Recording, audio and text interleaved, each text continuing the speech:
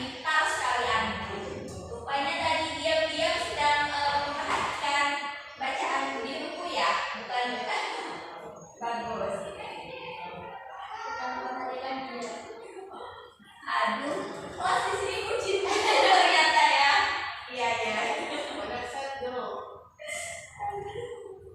Judul utama boleh, yang kedua Husnul. Teras berita itu apa Husnul? Teras berita itu paragraf pembuka yang berisi inti sari berita, Bu. Ya, inti sari dari berita. Yang ketiga boleh Bita, jangan melawak ya Bita. Ya Ibu, tidak kok. Yang ketiga tubuh berita itu paragraf isi yang memuat uraian lengkap dan menjelaskan keseluruhan isi berita, Bu. Unsur berita, Bu. Ya, berkenaan dengan isi dan unsur. Nah, ada yang masih ingat berkenaan dengan unsur berita itu ada berapa? 5. Plus 1H. Apa saja? Sebutkan. Yang pertama W. Yang kedua yang ketiga yang keempat yang kelima nah yang H yang keempat kalau dalam bahasa Indonesia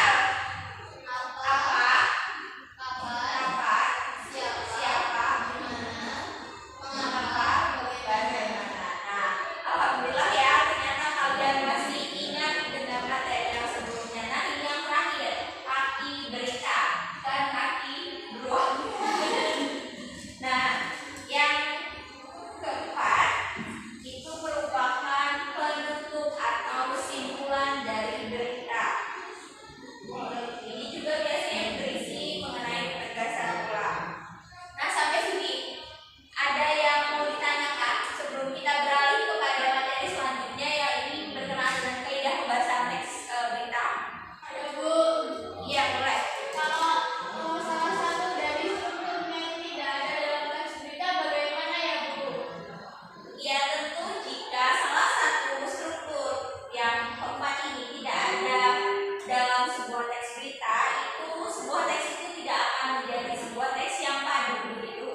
Jadi pasti dan harus ada keempat ini agar teks itu menjadi sebuah paduan yang utuh.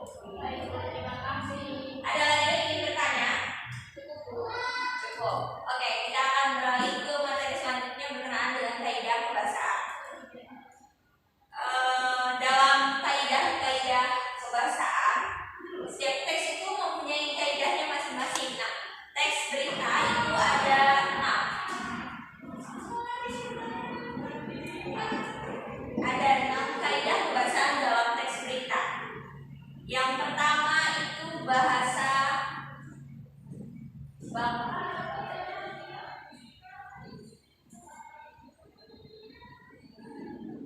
Yang kedua berkenaan dengan penggunaan kalimat langsung. Yang ketiga penggunaan kalimat vertikal.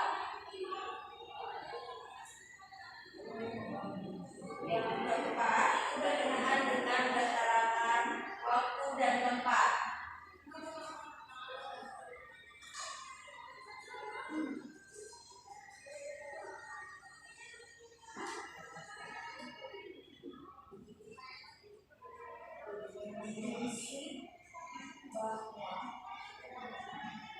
Yang terakhir itu penggunaan kondisi.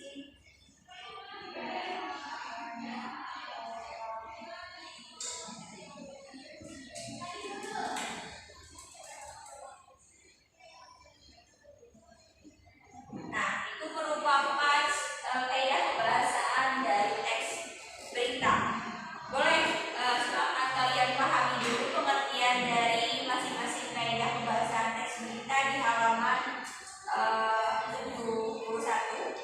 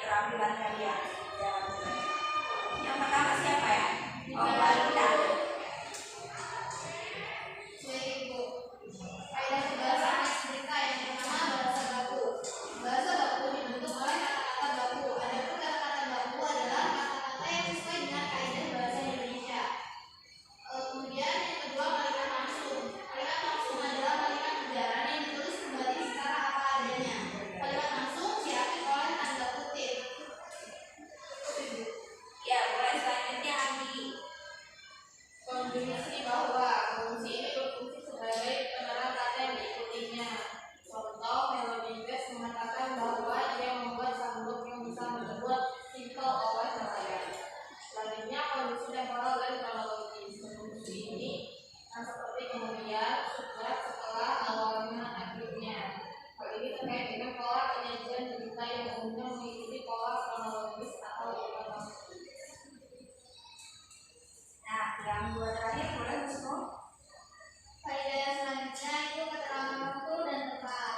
Penggunaan fungsi ini sebagai konsekuensi dari perlunya kelengkapan suatu berita yang mencakup unsur kapan dan di mana. Yang faedah yang terakhir itu ada kata kerja mental. Penggunaan kata kerja mental atau kata kerja yang terkait dengan hasil pemikiran. Kata-kata yang dimaksud antara lain memikirkan, membayangkan, berasumsi, berpraduga, berkesimpulan, dan beranalogi. Ya, itu merupakan pengertian dan contoh-contoh dari kaidah-kaidah kebahasaan dalam teks berita. Nah, sampai sini kira-kira ada yang ingin ditanyakan atau belum dipahami untuk sebelum kita lanjut ke penugasan dan latihan? Oke, cukup. Jika cukup, di halaman selanjutnya sudah bisa kalian lihat bahwa situ ada sebuah latihan. Nah, latihan itu silahkan kalian kerjakan secara individu di buku latihan kalian. Dan ibu harap kalian juga terampil dalam menggunakan tulisan tegak bersaku. Jadi ibu harap tulisan biasa aja. Gak apa-apa, tulisannya gak perlu bagus, yang penting ibunya bisa baca ya. Jadi tetap kalian kerjakan menggunakan tegak bersambung, dikumpul di hari kapan kita di jam pelajaran selanjutnya? Di jam pertama atau di jam siang?